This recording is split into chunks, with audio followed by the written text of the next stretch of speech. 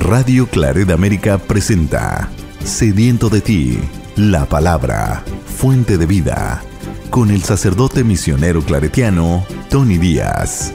Reflexiones diarias del Evangelio. Aquí iniciamos.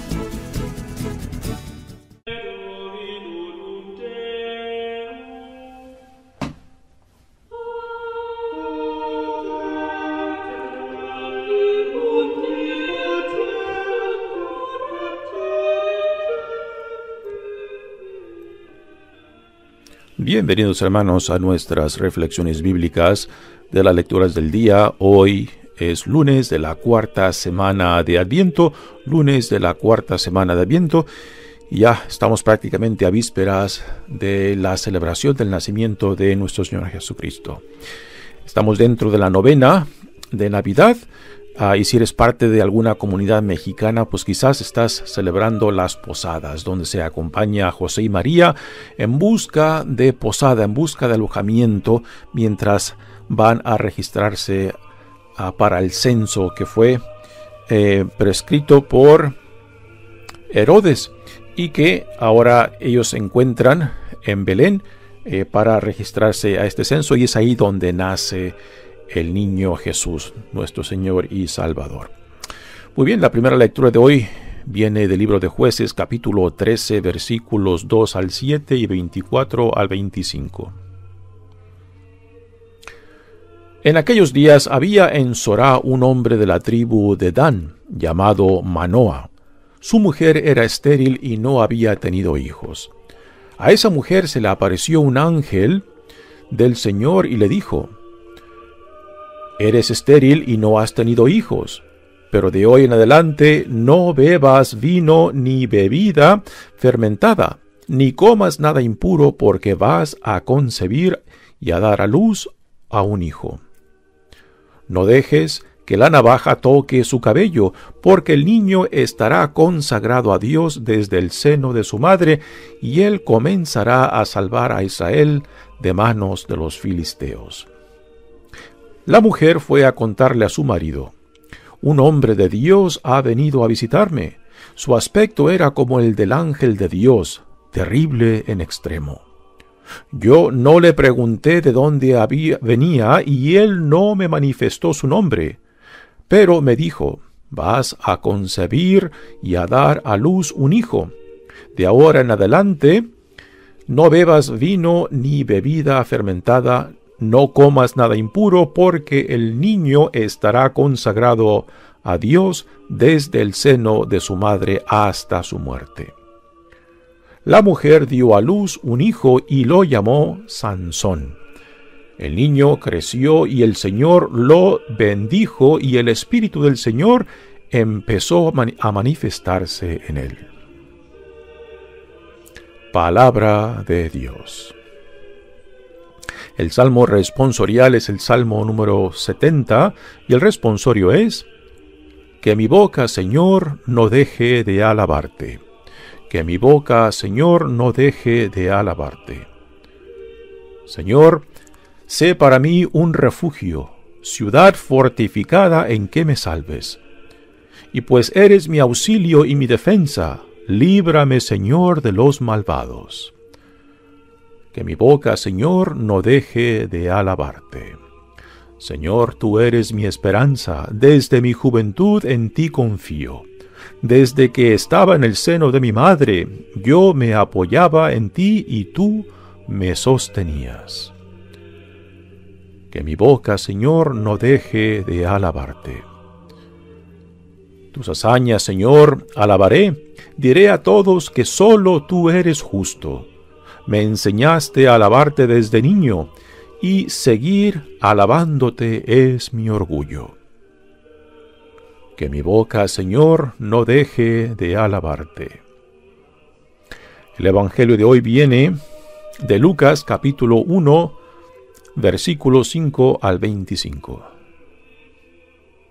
Hubo en tiempos de Herodes, rey de Judea, un sacerdote llamado Zacarías, del grupo de Abías, casado con una descendiente de Aarón, llamada Isabel.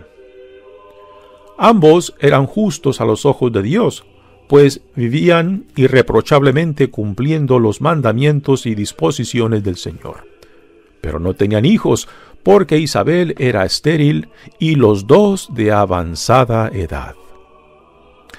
Un día en que le correspondía a su grupo desempeñar ante Dios los oficios sacerdotales, le tocó a Zacarías, según la costumbre de los sacerdotes, entrar al santuario del Señor para ofrecer el incienso mientras todo el pueblo estaba afuera en oración a la hora de la incensación.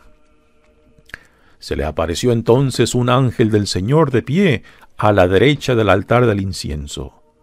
Al verlo, Zacarías se sobresaltó y un gran temor se apoderó de él. Pero el ángel le dijo: «No temas, Zacarías, porque tu súplica ha sido escuchada. Isabel, tu mujer, te dará un hijo, a quien le pondrás el nombre de Juan. Tú te llenarás de alegría y regocijo, y otros muchos se alegrarán también de su nacimiento, pues él será grande a los ojos del Señor. No beberá vino ni licor, y estará lleno del Espíritu Santo, ya desde el seno de su madre. Convertirá a muchos israelitas al Señor. Irá delante del Señor con el espíritu y el poder de Elías, para convertir a los corazones de los padres hacia los hijos, dar a los rebeldes la cordura de los justos y prepararle así al Señor un pueblo dispuesto a recibirlo». Pero Zacarías replicó: «¿Cómo podré estar seguro de esto? Porque yo ya soy viejo y mi mujer también es de edad avanzada». El ángel le contestó: «Yo soy Gabriel, el que asiste delante de Dios. He sido enviado para hablar contigo y darte esta buena noticia. Ahora tú quedarás mudo y no podrás hablar hasta el día en que todo esto suceda, por no haber creído en mis palabras, que se cumplirán a su debido tiempo». Mientras tanto, el pueblo estaba aguardando a Zacarías y se extrañaba de que tardara tanto en el santuario. Al salir, no pudo hablar, y en esto conocieron que había tenido una visión en el santuario. Entonces trató de hacerse entender por señas y permaneció mudo. Al terminar los días de su ministerio, volvió a su casa. Poco después concibió Isabel, su mujer, y durante 5 meses no se dejó ver, pues decía: «Esto es obra del Señor, por fin se dignó quitar el oprobio que pesaba sobre mí». Palabra del Señor. Muy bien, demos comienzo a nuestra reflexión de las lecturas de hoy. Estamos leyendo el libro de Jueces, y aquí se nos habla del nacimiento de uno de estos jueces, Sansón, que por intervención de Dios nace, y que por tanto el hecho de que se narra de esta manera es porque Sansón, desde el vientre de su madre, será escogido y llamado por Dios para que desempeñe una labor particular dentro del pueblo de Israel, ¿no? Y este es el propósito central cuando se nos hablan de nacimientos milagrosos, de que fue por iniciativa de Dios, intervención de Dios, que el nacimiento de X persona se ha llevado a cabo, ¿no? No hemos de centrarnos en la cuestión milagrosa, sino que en el significado, ¿no? La pregunta que a veces hacemos mucho a la Sagrada Escritura es la siguiente, ¿no? ¿Ocurrió tal y como lo describe? Y es la pregunta errónea de hacer. La pregunta que se debe de hacer es: ¿qué es lo que significa tal evento, tal narración, ¿no? Y para nosotros el significado de este nacimiento milagroso de Sansón es de que fue por iniciativa e intervención de Dios. Sansón es parte de la tradición de los jueces que ocurre dentro del tiempo después de Josué, cuando el pueblo de Israel, después de haber sacado de la esclavitud de Israel, de Egipto, y llevado por el desierto por 40 años hasta llegar a la tierra prometida por medio del liderazgo de Moisés y Josué, pues ahora entran a la tierra prometida y el tiempo de los jueces, la tradición de los jueces empieza ahí. Después de que muere Moisés y Josué toma el liderazgo del pueblo de Israel, se instalan jueces para que sean los líderes de las diferentes tribus que forman parte de la nación de Israel, que hasta ahora no es una nación unida. Son 12 tribus que cada una, pues se puede decir, sigue sus propios intereses. Y porque no es una nación unida, pues fácilmente los pueblos vecinos los dominan porque no tienen unidad entre las 12 tribus. Y es aquí donde Dios pues manda diferentes jueces para que guíen a las tribus de Israel. Entre los jueces que se destacan está Sansón, está Barak, está Gideón, y también hay una mujer entre ellos, Débora. Es curioso, esta mujer Débora no solamente es reconocida como una de los jueces, sino también como una profetisa. Así que justo antes de el llamado de Saúl para que pase a ser el primer rey, el primer monarca de Israel, hasta el tiempo justo antes de Saúl, la tradición de los jueces permanece. Y los jueces eran líderes militares en realidad, que combatieron en contra de los pueblos vecinos, particularmente en este libro de los jueces, contra los filisteos, que era uno de los pueblos de gran influencia militar y política en aquel entonces. Los filisteos venían de la parte del Mediterráneo, era un pueblo marinero en realidad, pero que después se establecen en este mismo territorio que Israel, las 12 tribus, están tomando posesión, y es contra los filisteos con quien este líder militar Sansón después lucha. Sansón, desde el vientre de su madre, es consagrado al Señor, y ahí viene la consagración que se le llama nazareo. Nazareo porque hay diferentes elementos de esta consagración. Una de ellas de no beber licor o bebidas fermentadas y no consumir ningún alimento impuro. También para el caso de Sansón es de que no se le cortará el pelo. Recordamos también en San Pablo, por ejemplo, se nos dice de que también él hizo un juramento nazareo, donde Pablo se rapa la cabeza y después se introduce al desierto por un tiempo. Las consagraciones nazarenas eran temporales, pero en el caso de Sansón es una consagración de vida, lo cual es algo único, ¿no? Dice la lectura de hoy: en aquellos días había en Sorá un hombre de la tribu de Dan es una de las 12 tribus de Israel, llamado Manoah. Su mujer era estéril y no había tenido hijos, lo cual era una de las peores desgracias que una mujer podía tener: no poder producir hijos, no tener hijos, y principalmente no tener hijos varones. Hemos de recordar que es una tradición patriarcal, y por tanto los varones eran más favorecidos que las mujeres. A esta mujer se le apareció un ángel del Señor y le dijo: eres estéril y no has tenido hijos, pero de hoy en adelante no bebas vino ni bebida fermentada, ni comas nada impuro, porque vas a concebir y a dar a luz un hijo. Así que la madre misma no se nos da el nombre de la madre de Sansón, solamente el nombre del padre, Manoah. Y desde el vientre este hijo será consagrado. Por eso, en cierta manera, esta consagración también incluye a la madre, que desde su embarazo no debe de consumir ninguna bebida alcohólica o bebida fermentada, ni consumir alimentos impuros. No dejes que la navaja toque su cabello, porque el niño estará consagrado a Dios desde el seno de su madre, y él comenzará a salvar a Israel de manos de los filisteos.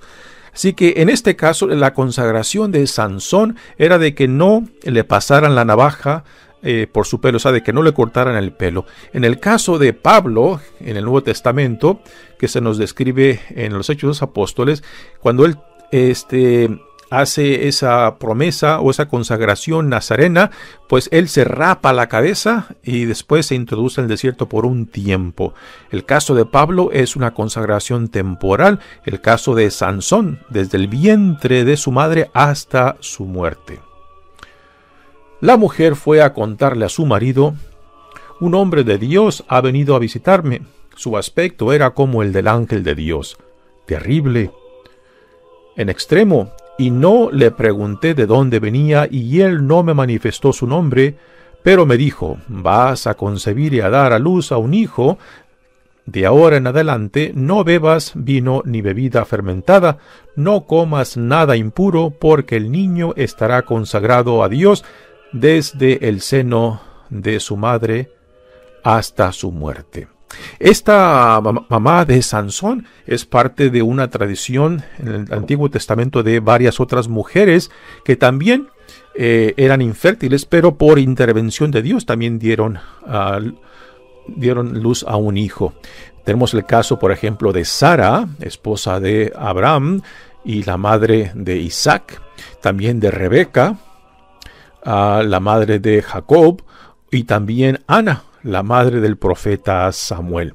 Y en el Nuevo Testamento tenemos el caso de Isabel, esposa de Zacarías, de quien se nos habla en el Evangelio de hoy. El caso de María no encaja dentro de esa tradición, porque María no es estéril y es joven, ¿no? El caso de María es muy aparte de esta tradición de mujeres ya avanzadas en edad y que eran estériles y que por intervención de Dios se les da un hijo.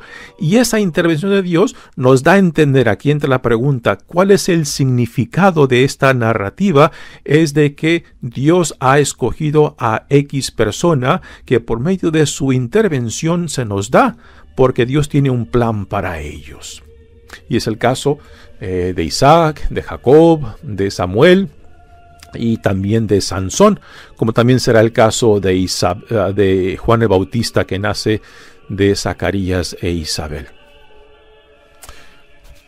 Ya después de que la madre de Sansón le cuenta a su esposo lo que recibió en esta visita del ángel, se nos dice: la mujer dio a luz a un hijo y lo llamó Sansón.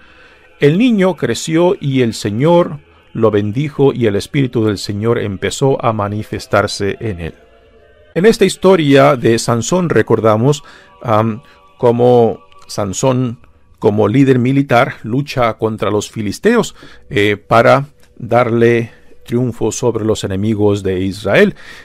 Sansón, en realidad, aunque es un tipo héroe, pues no llega a un lugar de triunfo que uno espera, o sea, de una persona que fue consagrada desde el vientre de su madre y llamado para un papel especial dentro de la historia de Israel.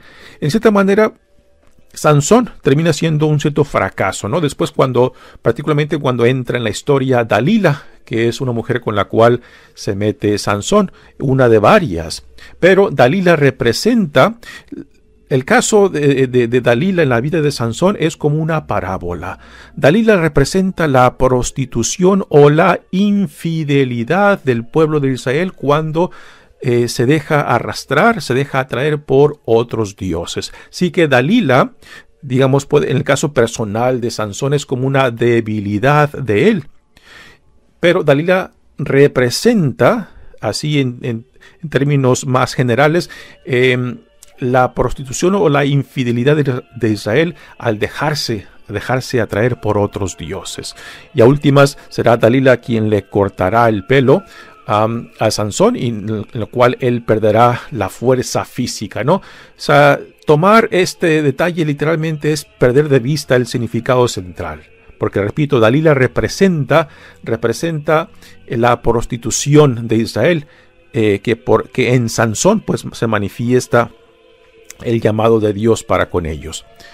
Y el hecho de que Sansón se metió con Dalila, que no era judía, sino que era extranjera, o sea, de otros pueblos no judíos, pues ahí está manifestada la prostitución de Israel con otros dioses, que fue un problema constante de Israel, particularmente antes de la venida de la monarquía con el primer rey Saúl.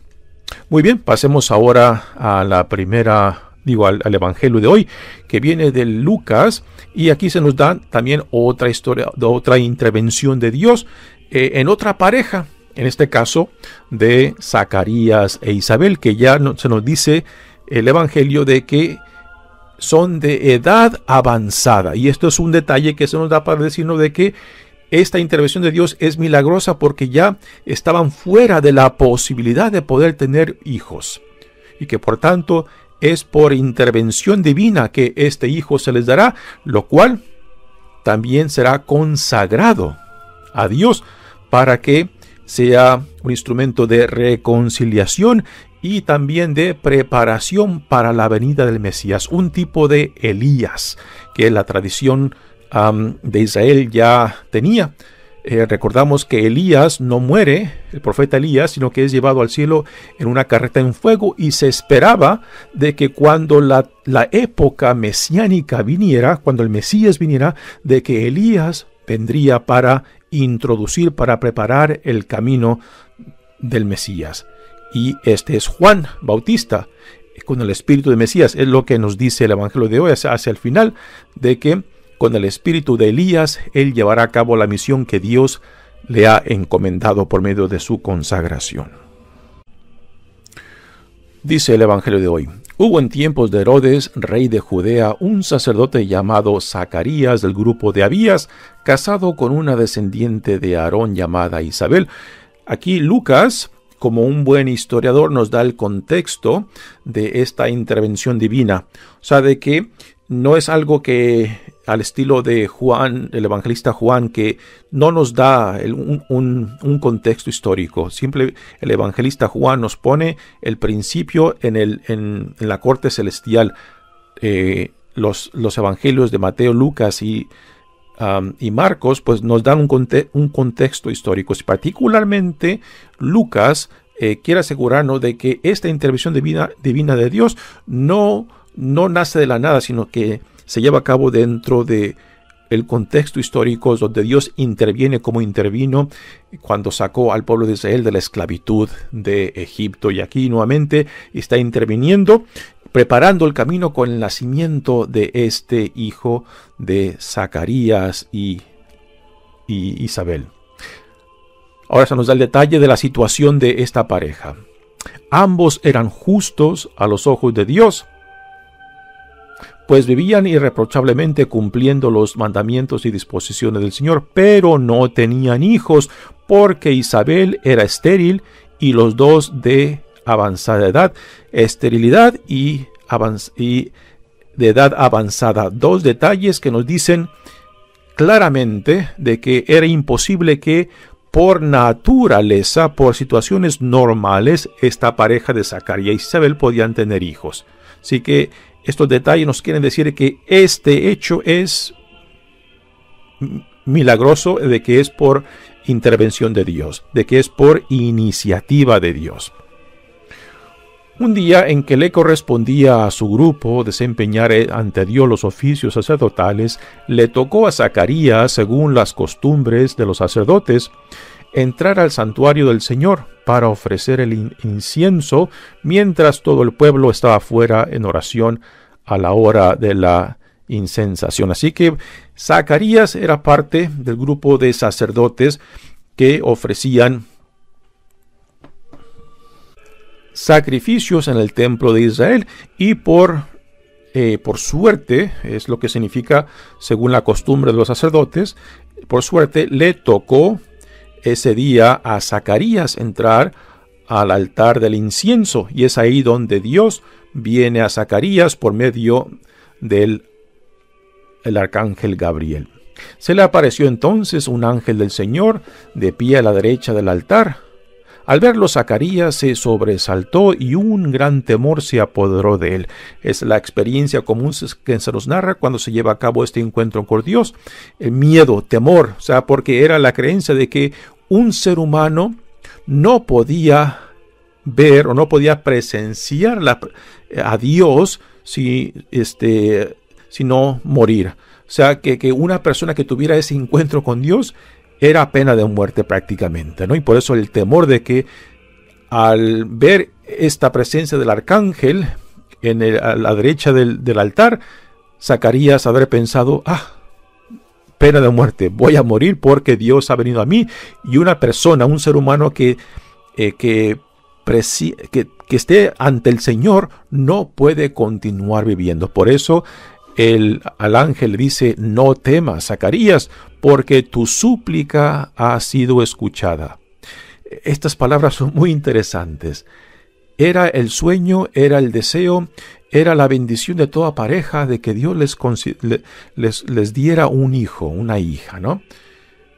Pero Zacarías e Isabel habían llegado a la vejez, a la edad avanzada, y no tenían hijos, que era una de las terribles desdichas de una pareja, y particularmente para una mujer, no darle hijos a su esposo, pues era visto como que Dios te ha castigado. Algo has de haber hecho, ya sean en tus padres, tus abuelos o en tu vida, para merecer este castigo, ¿no? Así que una mujer estéril, una mujer que no le daba hijos a su esposo, pues era vista como una mujer condenada por Dios.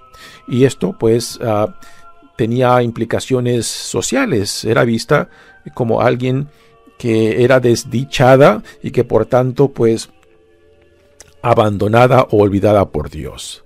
Y era una vergüenza que la mujer cargaba en sí mismo. Isabel, tu mujer, te dará un hijo a quien le pondrás el nombre de Juan. Tú te llenarás de alegría y regocijo, y otros muchos se alegrarán también de su nacimiento, pues él será grande a los ojos del Señor. No beberá vino ni licor, y estará lleno del Espíritu Santo ya desde el seno de su madre. Son palabras que ya deben de hacer eco en nosotros.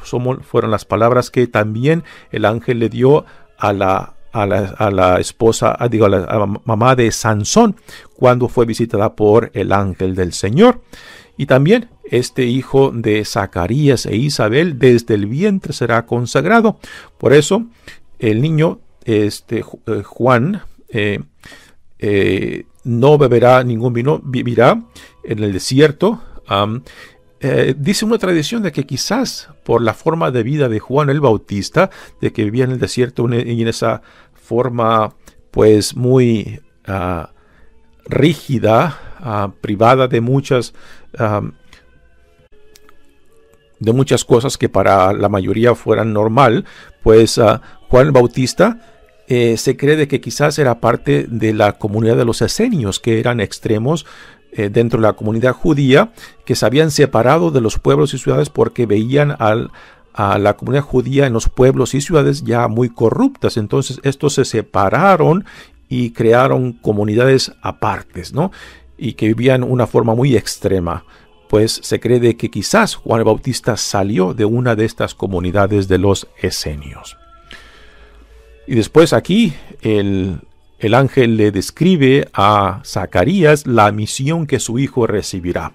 Convertirá a muchos israelitas al Señor, irá delante del Señor con el espíritu y el poder de Elías, para convertir los corazones de los padres hacia sus hijos, dar a los rebeldes la cordura de los justos y prepararle al Señor un pueblo dispuesto a recibirlo. Así que esta será la misión de Juan el Bautista, una misión que la entendió muy bien, y que cuando finalmente vino a él Jesús, el Mesías, el prometido de Dios, Juan se hace a un lado, porque Juan entiende claramente cuál es su misión y no quiere ser ninguna piedra de tropiezo.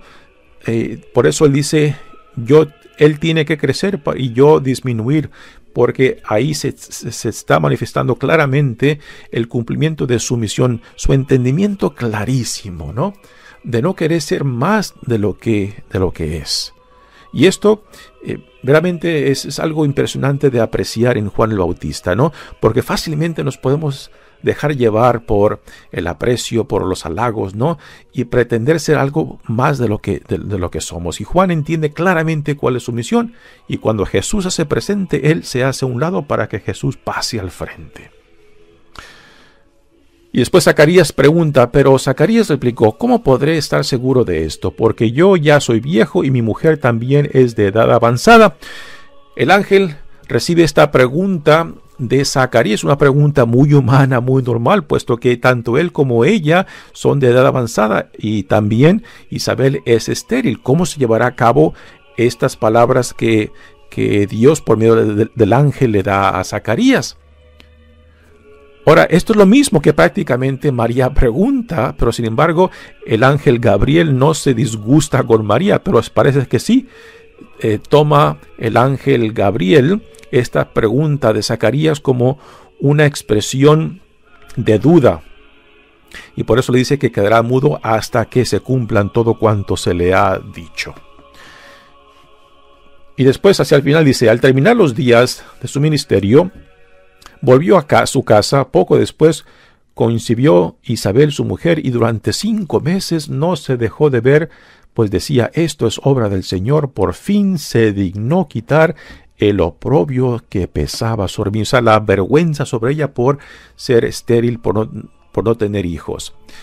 Y el detalle interesante es de que Isabel se encierra por 5 meses contemplando. Vaya sentido de humor de Dios que en su vejez la ha sorprendido. Ya Isabel y Zacarías en su vejez quizás ya se habían olvidado de la posibilidad de un hijo. Y en su vejez Dios los sorprende. Y este es el mensaje central para nosotros, ¿no? Lo que significa esperar de la gracia de Dios. De que el tiempo de Dios es muy diferente del tiempo nuestro. El tiempo nuestro es el cronológico. Tiempo que se mide con el reloj. El tiempo de Dios es el tiempo kairos. Cuando Dios dice, ahora es el tiempo. Y cuando Dios determina ahora es el momento, pues es según la voluntad de Dios y no según la voluntad nuestra.